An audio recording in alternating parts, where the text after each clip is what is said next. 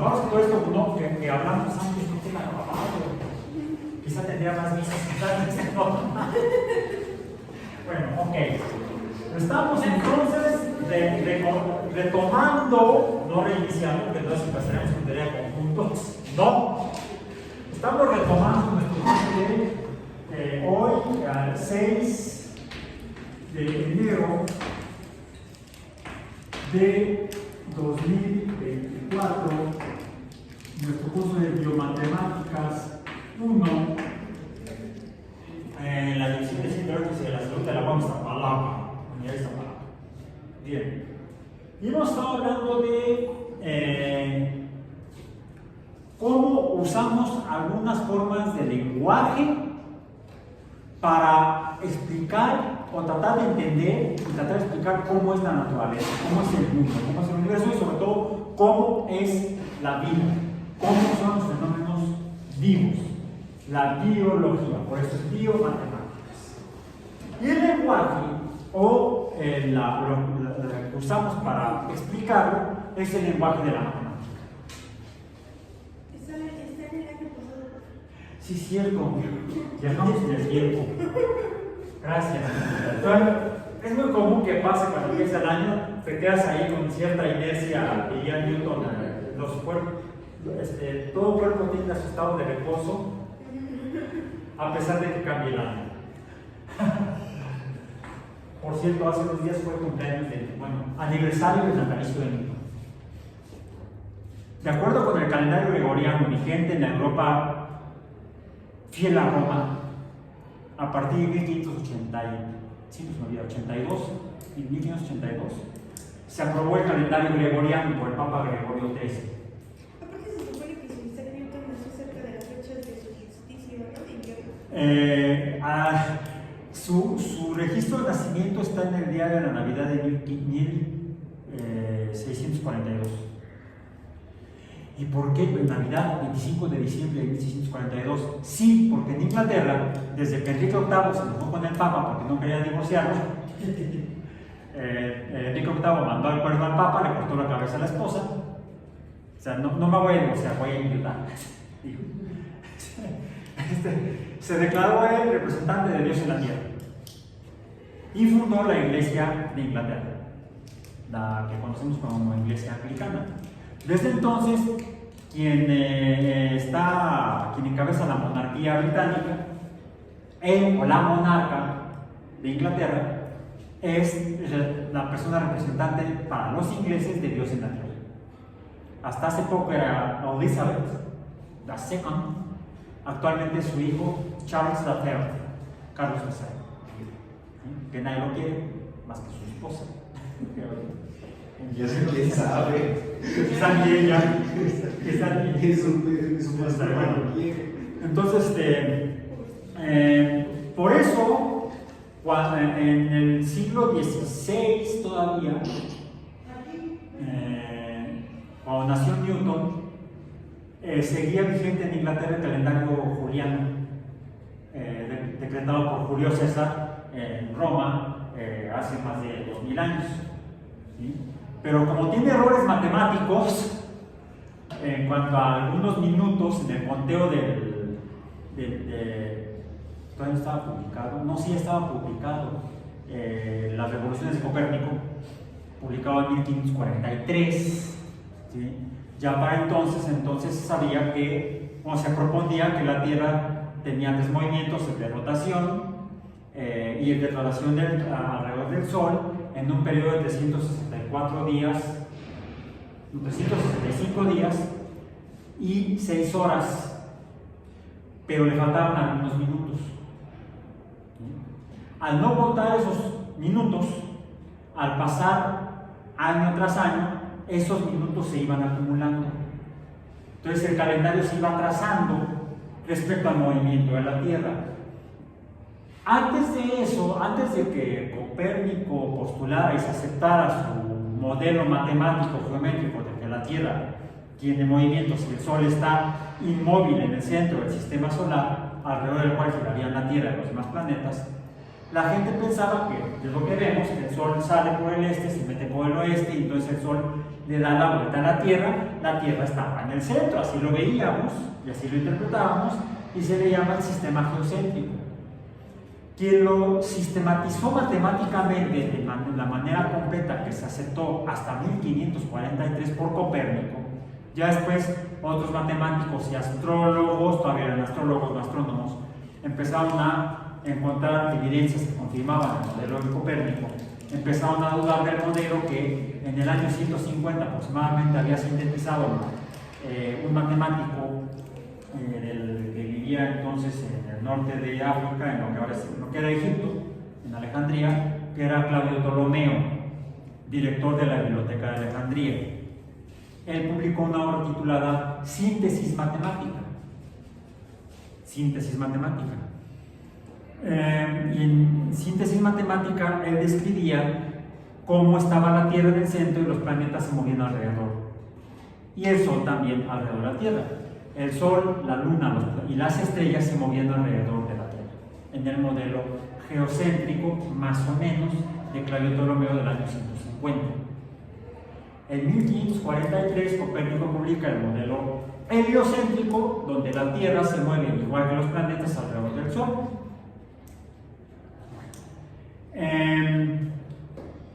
Entonces, se podía confirmar que ese movimiento, que antes se interpretaba de otra manera a partir de otras observaciones, porque los calendarios con el concepto de año de 365 días se conoce al menos desde hace 5000 años, quiere decir mucho antes de Copérnico e incluso de Claudio Ptolomeo.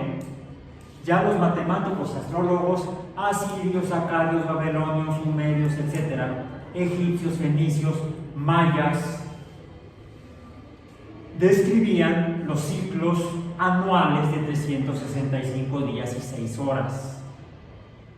Pero había error en el conteo de los minutos. Los egipcios hicieron su calendario, igual que los mayas hicieron el suyo, no se conocieron, pero cada quien hizo su modelo.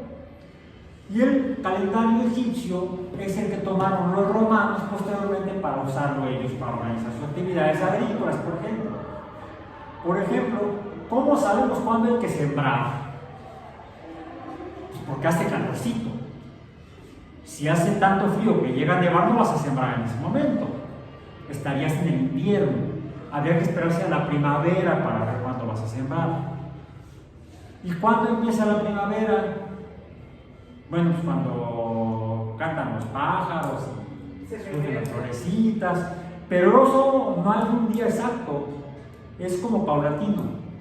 Pero los astrólogos ya habían observado en el movimiento del Sol al amanecer y al atardecer, que si ustedes se levantan suficientemente temprano o no tienen nada que hacer al atardecer y ver por dónde se oculta el Sol a su vista, día tras día o a lo largo de semanas van a ver que conforme pasan los días el Sol no siempre se oculta por el mismo lugar en el horizonte.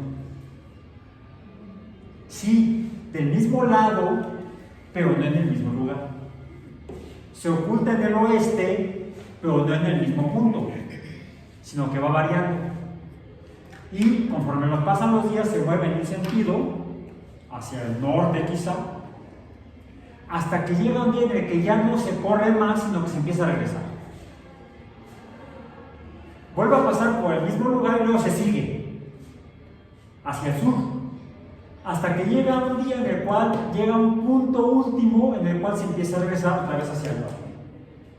Y ese ir y venir, digamos de norte a sur a norte, o de sur a norte a sur, si lo cuentan los días, son 365.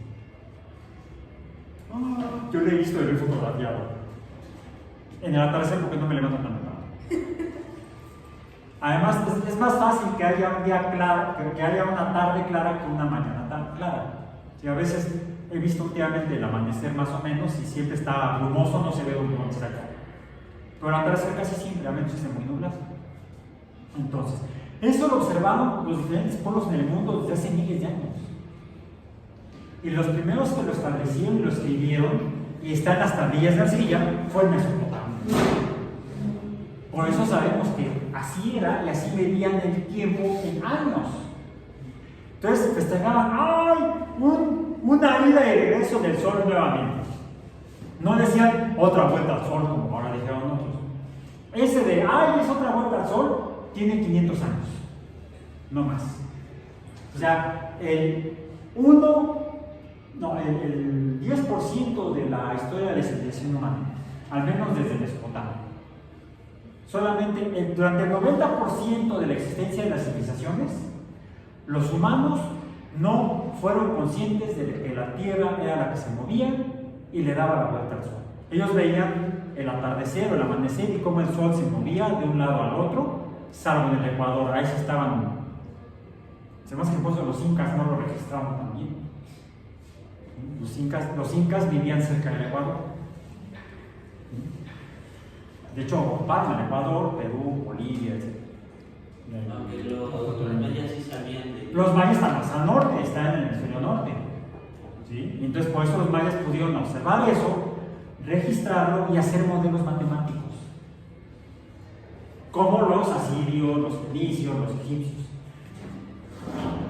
Ahora, si vives más al norte o más al sur, no sobre el Ecuador, el clima es más extremo.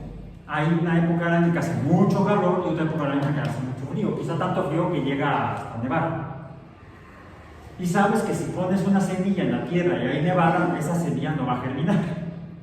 Lo tienes que hacer cuando haya calorcito, cuando empiece el calorcito y además esté lloviendo. Y eso ocurre en las lluvias de primavera, por ejemplo. Los astrólogos y los descubridores de la agricultura se dieron cuenta que coincidían las últimas nevadas, las primeras lluvias, con el momento en el cual el sol estaba justo en medio del camino del norte al sur. Justo en el medio, a la mitad, cuando había lo mismo del lado derecho de días que faltaban que del otro lado. Era equivalente, equidistante, equinoccio. ¿Hay aquí? Sí. Es el origen del concepto de los equinoccios. Es astronómico o astrológico, pero de utilidad para la agricultura. Y también para la ganadería. ¿Cuándo ibas a favorecer? ¿Cuándo se reproducen los mamíferos, sobre todo? Cada especie tiene su época de crianza, vamos a decir. Y además, quizá los humanos escogieron los que más les convenían en la domesticación. ¿El equinoccio es diario o es anual? No, el equinoccio, hay 2 equinoccios al año. Y el equinoccio, los 2 equinoccios es curioso. A mí me da risa, y no es por ofender, ¿sí?, a la gente que va a Chichén Itzá a tomar las energías del equinoccio de primavera. Es que hay unas vibras allá en Osahue. Y ven el descenso del Kukulcán, en la pirámide del castillo. Yo he ido una vez en mi vida y no vuelvo a ir porque es un desmadre. La gente de repente hace mucho eso. No sé ahorita, pero ya fui hace como más de 30 años, me acababa yo de casar. Sí es muy padre eso, el problema es que mucha gente aprovecha para hacer de eso. Por eso no me gustó la experiencia en ese sentido. La experiencia de la observación del fenómeno a mí me dejó maravillado. Y eso lo vieron y lo hicieron ahí, esa pirámide, en esa posición, los mayas, porque tenían modelos matemáticos. Otras culturas, otros lugares del mundo hicieron las mismas observaciones y hicieron sus modelos, también con base en mediciones y en conteos matemáticos. Porque finalmente así es como hicieron los calendarios. Entonces, entre el 20 y el 21 de marzo, ocurre que el Sol está justo en medio del norte y el sur en su trayectoria sobre el horizonte. No necesito saber que la Tierra se mueve para poder descubrir que existen ciclos anuales y que están relacionados con los cambios en la temperatura ambiental, que sube en verano y baja en invierno. Que además el periodo de iluminación solar es más largo en el verano que en el invierno. En el invierno, la noche, el tiempo de oscuridad dura más que el tiempo de iluminación. Por eso dicen, es que el día es más largo en verano. No, el día dura 24 horas. Igual todo el año. y algunos segundos por ahí. No es exacto de 24 horas también. Hay que, de repente, si no, este año se ajustaron tantos microsegundos para que no se enchuequen los calendarios. No nos pase lo que le pasó a los ingleses, y por eso en Newton está registrado el 25 de diciembre, por eso sale el asunto, ¿no? Ya casi regresamos. Entonces, hay dos días al año en el que el Sol pasa por el mismo lugar. Entonces hay dos equinoccios, uno entre el 20 y el 21 de marzo y otro entre el 20 y el 21 de septiembre, a 6 meses de diferencia. A ver, marzo, abril, mayo, junio, julio, agosto, septiembre, 6 meses. Y el siguiente equinoccio, 6 meses después, octubre, noviembre, diciembre, enero, febrero, marzo. Y es alrededor del día 20, día 21. No es exacto, porque como explicaría Newton después, los cuerpos astronómicos por sus masas se perturban unos a otros. Cada que pasa la Tierra cerca de Marte, hay interacción mayor entre Marte y la Tierra y se afectan, aunque sea poquito, pero se afectan. Cada que Venus pasa más cerca de la Tierra, además tiene una masa mayor que la de Marte, se perturban las órbitas de la Tierra y de Venus. Poquito, casi imperceptible, pero existe el efecto. ¿Y por qué le da risa? ¿Por qué nada más el 21 de abril, el 21 de marzo? Es más fácil ir en septiembre, que va poca gente, y ves lo mismo. Se puede ver el descenso de Kukulcán, igual. O sea, las sombras de esos de los campos forman la serpiente en el costado de las escaleras de la pirámide del castillo. Por eso me da risa, que nada más van ese día. O sea, no me da risa que hagan ese culto, no. Lo que me da risa es que todos se amontonan el 21 de marzo. Podrían distribuirse 2 días al año. ¿Sí? Por eso es que me da risa. ¿Sí? No, pero yo digo, no es ofensa. Sí, y ahí me da risa, me da un poco de pena que por no conocer esto así, no tener incluso hasta dentro de ese pensamiento, esa forma de pensamiento mágico, vamos a decir, que es respetable, ¿sí? Ampliar el contexto de su culto, de su cultura, de su conocimiento, de sus aficiones finalmente, a entenderlo un poco mejor y entonces tener más días para gozarlo. Si esto se difundiera de esa manera, se enriquecería esa misma forma de ver el mundo. Yo no estoy peleado con eso. Estoy peleado con Robert Kennedy porque muy baboso promueve que las vacunas hacen daño. Eso sí hace daño. No es que la gente vaya a tomar las energías el 21 de marzo a Chichén Itzá, nada más que no hagan desmadre. ¿Sí? Eso sí. ¿Sí? Entonces, por eso es que leer y entender a la naturaleza es útil en general. Tengas las creencias religiosas, mágicas o no las tengas, que sean. Seas un materialista dialéctico o científico como yo, o seas un libre pensador en otras formas de pensamiento mágico y o religioso. Alguien se enojó conmigo porque dije el día de hoy que es el día de los Reyes Magos, cuando ellos niños decían que eran los santos reyes, ahora resulta que no son ni santos ni reyes, porque en la Biblia no dice eso. Nada, dice, unos magos llegaron de Oriente. Ni siquiera dice que fueran 3, mucho menos que fueran Melchor, Gaspar y Baltasar. Dice unos, ¿vale? ¿Qué le digo? Punto de error. Pues sí, no, yo en ese sentido yo respeto.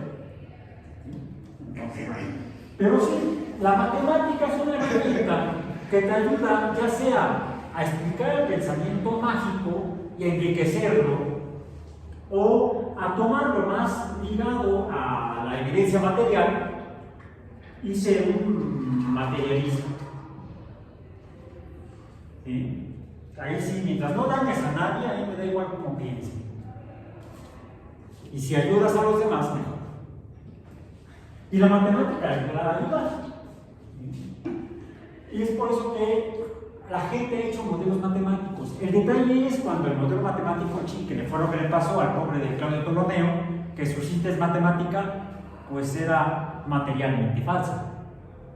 Porque el modelo matemático que propuso Geocéntrico era tan bueno matemáticamente que al hacer los cálculos permitía predecir con alta precisión y exactitud eventos astronómicos como eclipses solares o lunares, conjunciones planetarias y la posición de tal estrella en tal constelación en tal día, y entonces va a nacer el rey fulano, o es una buena fecha para invadir al vecino.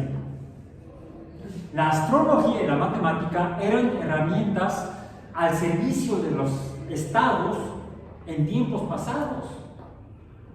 Era quizá el puesto de astrólogo matemático era más importante que el de primer ministro en las monarquías antiguas, porque eran consejeros de los monarcas para tomar decisiones y se basaban en matemáticas. El problema es que le metían ahí elementos mágicos que no funcionaban. Y al pobre de fue Moctezuma II, cuando vio un cometa, le dijeron: Señor, nos van a invadir. Y sí, aunque era falsa la explicación, pasó un cometa poco antes de la llegada de los españoles en 1519, pero eso como era un mal augurio, fue por eso que lo que sucedió y las acciones, las decisiones históricas que tomó Moctezuma de cómo tratar al que venía a invadirlo, y le salió al revés el negocio.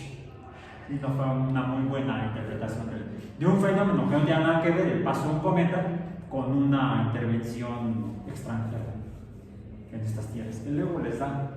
Sí, ya ven, andan por ahí diciendo, no entienden, no aprenden. Por eso hay que estudiar esto y aprender esto. Bueno, sí, ese modelo de Claudio Ptolomeo era muy bueno matemáticamente, pero no reflejaba la realidad. La realidad no era que la Tierra estuviera fija y los cuerpos astronómicos se movieran alrededor de la Tierra, no. La evidencia está en las naves que se han enviado en los últimos 60 años a la Luna y a otros planetas. Si fuera con base en el modelo de Claudio Ptolomeo, no habría llegado. ¿Sí? Es más, ni siquiera se podría haber deducido la ley de gravedad. Porque la ley de gravedad explica el movimiento de los planetas alrededor del Sol. ¿Por qué los planetas alrededor del Sol? Porque la mayor masa que la del Sol mantiene orbitando alrededor suyo a los planetas. ¿Por qué la Luna gira alrededor de la Tierra y no la Tierra alrededor de la Luna? Porque la masa de la Tierra es mayor que la masa de la Luna. Y eso explica el modelo matemático de Newton, el cual se demuestra con base en la estructura de la naturaleza. Esa fue la ventaja final que tuvo el modelo de Copérnico al poner al Sol en el centro, aunque matemáticamente era más impreciso que el de Claudio Ptolomeo. Fue por eso que al principio muchos astrólogos matemáticos no le creían a Copérnico, porque al usarlo para hacer predicciones tenía mayores imprecisiones que el modelo de Claudio Ptolomeo. ¿Por qué? Copérnico proponía que eran órbitas circulares, y no son circulares, como propuso posteriormente con base en observaciones de Tycho Brahe. Johannes Kepler corrigió el modelo de Copérnico de órbitas circulares a órbitas elípticas, estando el Sol no en el centro del movimiento de los cuerpos, sino en el foco de cada elipse. O cada planeta se mueve alrededor del Sol, estando el Sol respecto a ese planeta en el foco de la órbita elíptica de cada planeta. El modelo no era circular, sino era elíptico. Copérnico se equivocó, sí, pero no totalmente. Parte de su modelo es muy exacto y muy preciso, parte de su modelo tiene muchas imprecisiones. Y es así como avanzamos en el conocimiento de la naturaleza, por ejemplo, la naturaleza de los seres vivos, con base en las herramientas matemáticas. Si hoy vamos a revisar rápidamente, como herramienta matemática, hemos estado revisando lo que son las series numéricas. series numéricas que podemos tener como esta. A ver, 1 más 1 más 1 más 1 más 1 más. ¿Y eso qué es? Esto sería la sumatoria de una serie numérica de qué tipo. ¿Hay algún orden?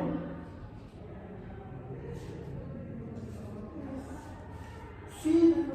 Si le sumamos siempre el mismo número al primero, bueno, al predecesor, obtenemos el sucesor. ¿Qué número le sumamos al 1 para obtener el 1? 0. No lo pueden haber hecho los romanos, pero sí los mayas y los indios. El 0. Si le sumamos 0, entonces el coeficiente es 0. El coeficiente sí, el coeficiente es 0. Pues 1 más 0, 0. Es igual a 1 más 0. 1 más 0, 1. Más 0, 0. 1 más 0, 1. Más 0, 1. Más 0, 1. Más 0, 1. ¿Okay? ¿Cómo obtengo el 1? Pues multiplicando cualquier número a la 0. Ahí está.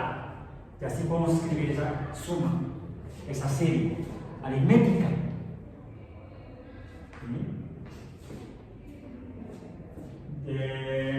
Si tuviéramos esta, 1 más 2 más 3 más 4 más 5 más,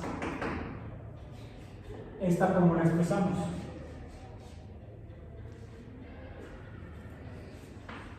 Aquí sería k a la 0, k igual a 1, este sería el a sub 1 más a sub 2 más a sub 3, donde el índice a la 0 es 1, el índice 2 a la 0 es 1, el índice 3 a la 0 es 1.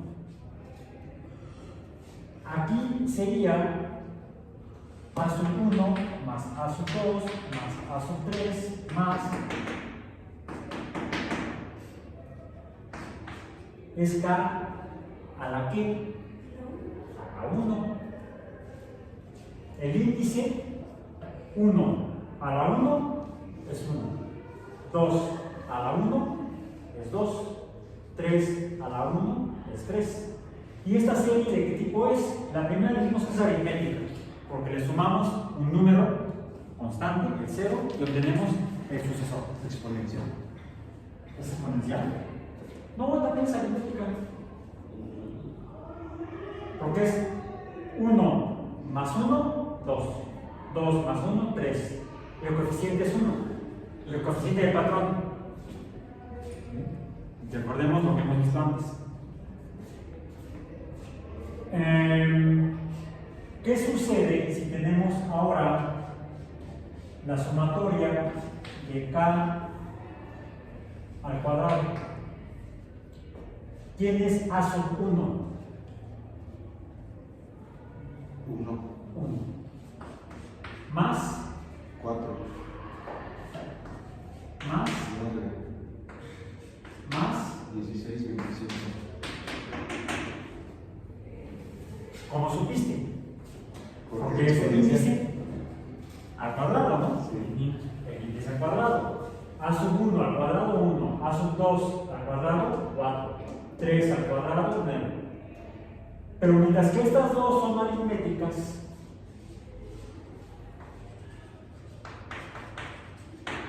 esta serie ya como es, ya no es aritmética, porque no tengo al sucesor sumándole un número constante al predecesor. Aquí llaman 1 más 3 es 4, 4 más 3 es 7, no es 9. Entonces, esta ya no es una serie aritmética, sería una serie geométrica. Acuérdense, geométrica. ¿Qué pasa, por favor? Geométrica. Ahora,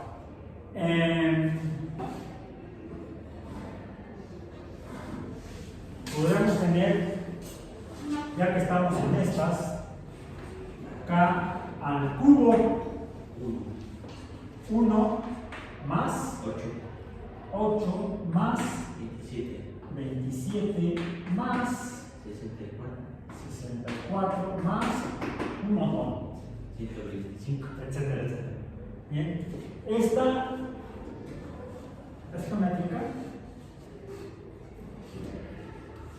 A ver, las aritméticas se definen por un coeficiente constante. Ese coeficiente le sumamos al predecesor y obtenemos el sucesor. O decíamos también que le restamos al sucesor y obtenemos el predecesor. Que es en el caso de esta serie de 1 más 1 más 1 y esta de 1 más 2 más 3 más 1. Pero para la serie geométrica no encontramos un coeficiente, no se define mediante un coeficiente, sino mediante una razón R o proporción. Dijimos que son proporciones de esto. Sin embargo, las series aritméticas se pueden conocer, se pueden calcular. Cuando son series estamos hablando de que esto es igual a una suma. Nos va a dar un valor numérico si decimos cuál es el último término.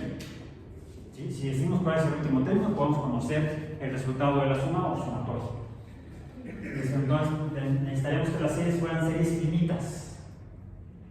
Si las series son infinitas, entonces no podemos saber cuál es el resultado, el valor de S. Será un número muy grande, pero no lo podemos conocer. Eso lo abordaremos posteriormente. Ahora, las series aritméticas vimos que se pueden definir la suma de una serie aritmética, digamos esta, la más simple, como esta, la de acá a la 1.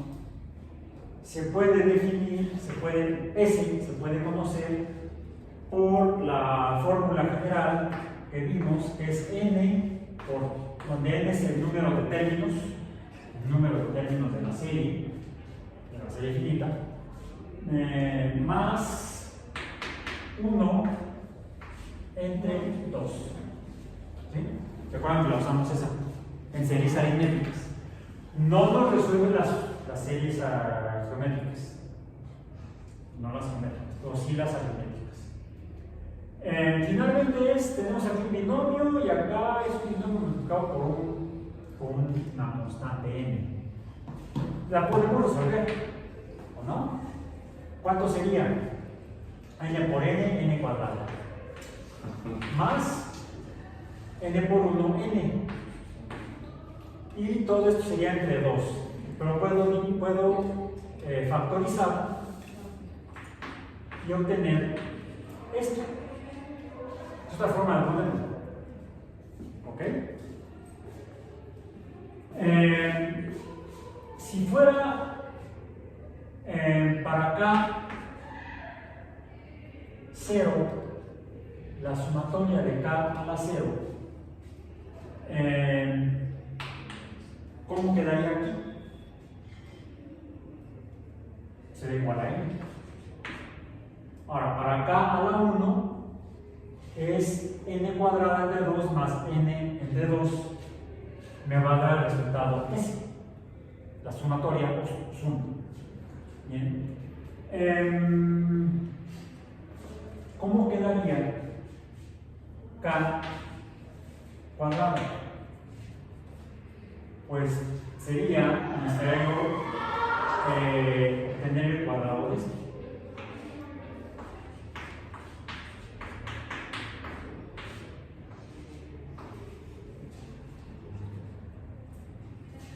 Okay. Y eso finalmente me va a quedar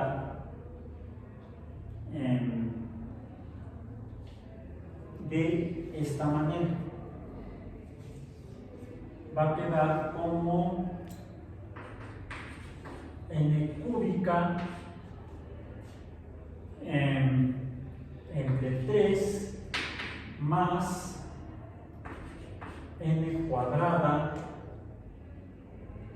entre 2 más n a la 1 entre 6. Ahora, n es el número de términos que está sería el subíndice del último término. N, recordemos. Bien. Para el caso de la sumatoria de la serie en la cual los términos están elevados a la potencia 1, esta aritmética, pues tenemos este binomio. Sería al final, la suma sería la suma de este binomio, donde el primer término está elevado al cuadrado, mientras que el segundo término está elevado a la potencia 1. ¿Cómo son proporcionalmente el resultado de este cuadrado respecto a este n a la 1? Suponiendo que fuera una serie de donde tuviéramos hasta a sub 10, y esto sería fuera la suma. ¿Cuál sería el primer término? Sería 10 al cuadrado entre 2. ¿Cuánto es? Para esa sería, nuestro ejemplo, 10 al cuadrado entre 2, ¿cuánto es? 50. Más 10 entre 2, 5. Bien. Esto nos daría que la sumatoria sería 55. Finalmente, el segundo término de este binomio, que es el resultado de este binomio, el segundo término es solamente el 10% del resultado final. ¿Bien? Ahora, si en esta serie de la sumatoria de k cuadrada tuviéramos también hasta a sub 10, ¿cuál sería el primer término? Sería 10 al cubo entre 3. ¿Cuánto es? Para a sub 10. 333. ¿Cuánto? 333. 333. Más, ¿cuánto es el segundo término? 10 al cuadrado entre 2. Ajá. 50. 50. Más n a la 1 entre 6. 1.3. 10 a la 1 entre 6, ¿cuánto es? 10 entre 6. 1.3. 1. Yo aquí confío. 1.66. 1.7, digamos. Ok. ¿Cuál es el resultado de la suma? Que sería la suma de esto. 381.7. 84.7. 3 más 1, 4. Ok. El 50, ¿qué proporción es del resultado total? Digamos, 384 entre 50. No, al revés. No, sí, está bien. 384 entre 182.3. ¿Qué porcentaje sería? Ahora, el 1.7 comparado con el 384.7, este último término, desde este trinomio, pesa muy poquito. O sea, no influye mucho en el resultado final. El segundo término influye, pero más que el de 0, pero no tampoco es mucho peso para este. Como que empieza el primer término a pesar más que los demás términos del polinomio que resulta de elevar al cuadrado la fórmula general de la sumatoria de series aritméticas. Si esto sale de la sumatoria de series aritméticas. Ahora, podemos preguntarnos cuál es la sumatoria de k al cubo, que es esta de aquí. Bueno, necesitaríamos entonces tener esto n por n más 1 entre 2 al cubo, y como esto es un desmadre, háganlo luego en casa si quieren, ahorita nos vamos a detener. lo que sí observamos es que hay un patrón.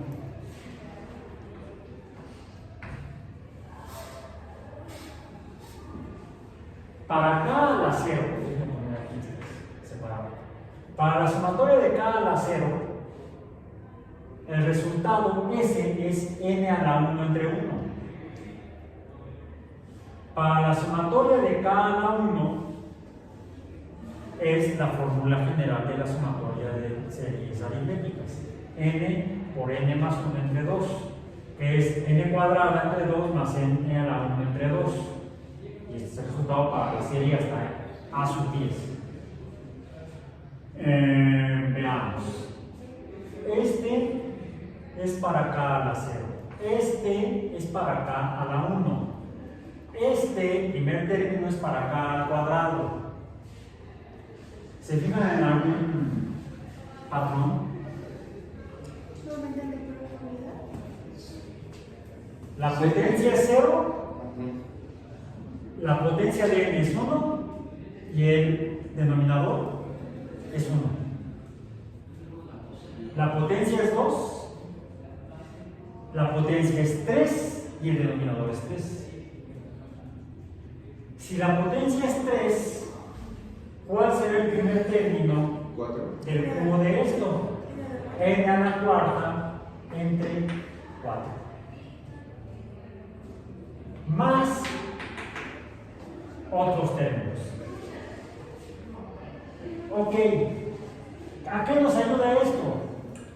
A hacer por lo menos lo que hizo Copérnico, hacer una aproximación. No es la Tierra la que está en el centro del mundo y los planetas se están girando alrededor de la Tierra, muy inexacto, nada que ver con la realidad. Pero Copérnico dijo, no, a ver, según lo que revisó, y él revisó las observaciones astronómicas, vamos a decir, las observaciones y mediciones de los astros, que al momento de su vida existían desde 4.000 años antes.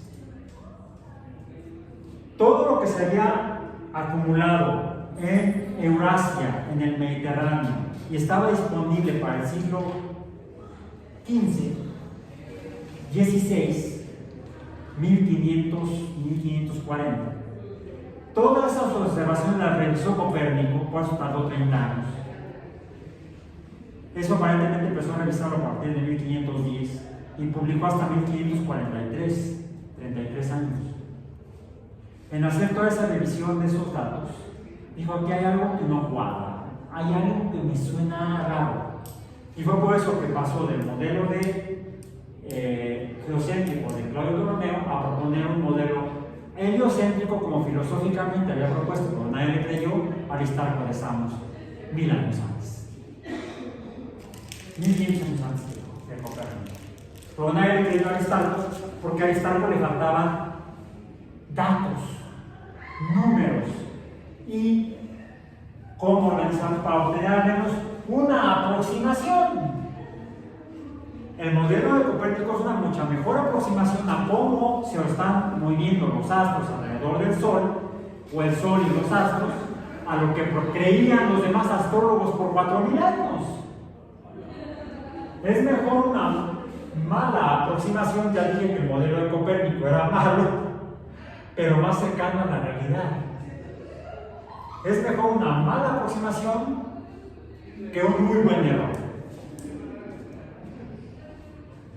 Entonces, ya tener una aproximación con el primer término de este polinomio que vamos viendo que al aumentar la potencia aumenta el peso proporcional en el resultado de la suma final, que tener un mal resultado. Después, con esto le llamamos el principio de la suma de las series. ¿Qué son estas? Potencias. Series de potencia. Bien. Y vamos a cerrar el día de hoy nuestra sesión viendo lo siguiente. A veces tenemos series como esta, ya en la serie A, que sean 1 al cuadrado, más 2 al cuadrado, más 3 al cuadrado, más 4 al cuadrado más hasta 100 al cuadrado. ¿Cuánto sería la suma? Sería n Pensemos ahí, a la 3 ¿está? más n a la 2, n a la 1. Esta. Ajá. ¿Sí? Ok. Vamos a simplificar, a poner en la forma simple. La sumatoria sería n por n más 1 por 2n. Es lo mismo de acá, pero aquí está totalmente desarrollado. Lo voy a poner antes de llegar a esto. 2n más 1, todo entre 6. Si desarrollamos esto, llegamos a ver. ¿Ok? ¿Por qué el entre 6? ¿Perdón? ¿Por qué era el entre 6? A ver, ¿qué es eso? Estás multiplicando. ¿Sí? ¿Ok?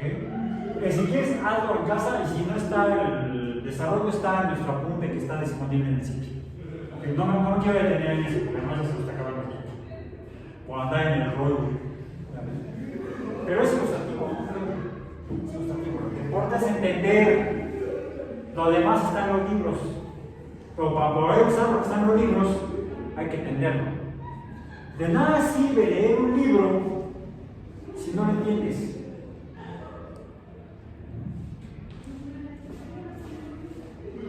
Ya acabé el libro, ¿de qué trató? Ay, no sé.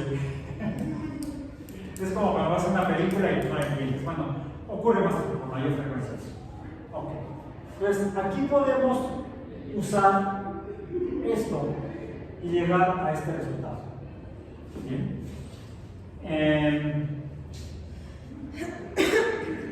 Bien. Pero quizás lo que nos interesa no sea conocer la suma total. Si nos digamos, finalmente comenzamos con A sub 1 y terminamos con ¿cuál? A sub 100. Son 100 términos. Digamos que lo que nos interesa es nada más de A sub 46 hasta A sub 100. ¿Cuánto es? Entonces, ¿esto de dónde sale? Esto sale de lo siguiente, lo voy a poner entonces con otro color, para que no nos hagamos las bolas todavía, voy a usar el verde. Partamos de, si lo partimos, no lo partimos, si lo partimos se desmigaja, bueno, vamos a tener esta serie,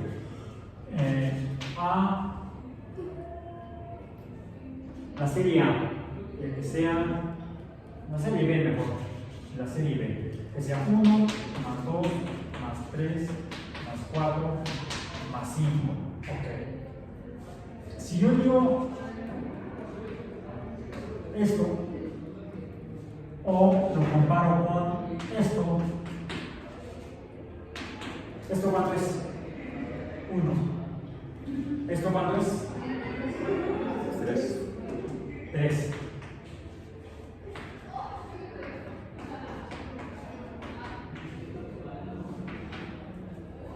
¿Eso cuánto es? 6. ¿Ok? En realidad lo que estoy viendo es que esto es la suma del primer término y nada más el primer término.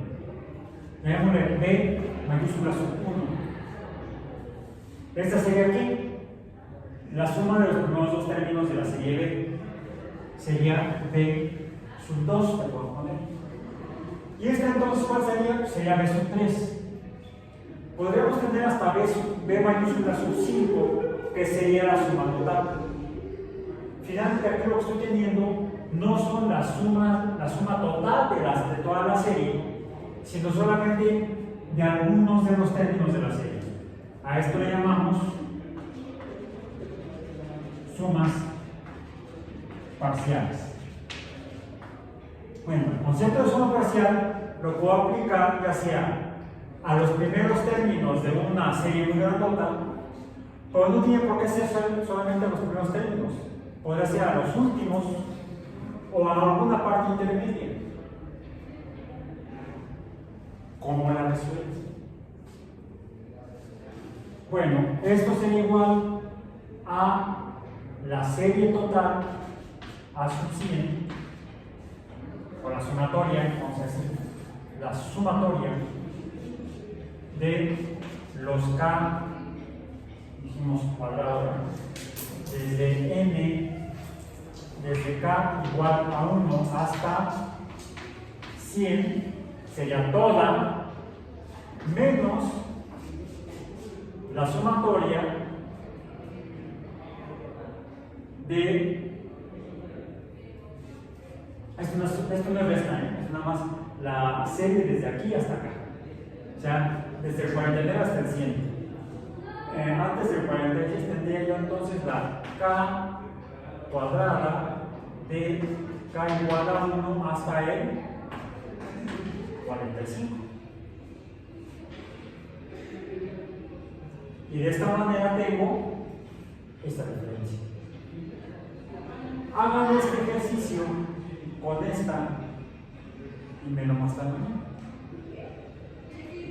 Entonces, esta sería una forma de hacer sumas de series, puede ser con las series de K0, K1, K cuadrada, etc. Ya sea para las series completas o pedacitos de series. Y hay otra cosa interesante, ya para cerrar hoy. Esto finalmente fue el 1, ¿sí? Luego que siguió, el 3. Luego que siguió, el 6. Luego, ¿cuál seguiría? 6 más 4, 10. Y luego seguiría el 15. ¿Y esto qué es? Otra serie. Bueno, sería una secuencia, ¿no? Las sumas parciales de series nos da, por ejemplo, secuencias numéricas.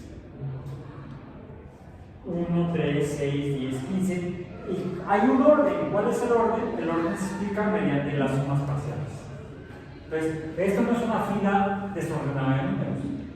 Es una fila ordenada de números y por lo tanto es una secuencia numérica surgida de las sumas parciales de una serie numérica. Y hoy, por hoy, hemos terminado este cuento, ya se ha acabado.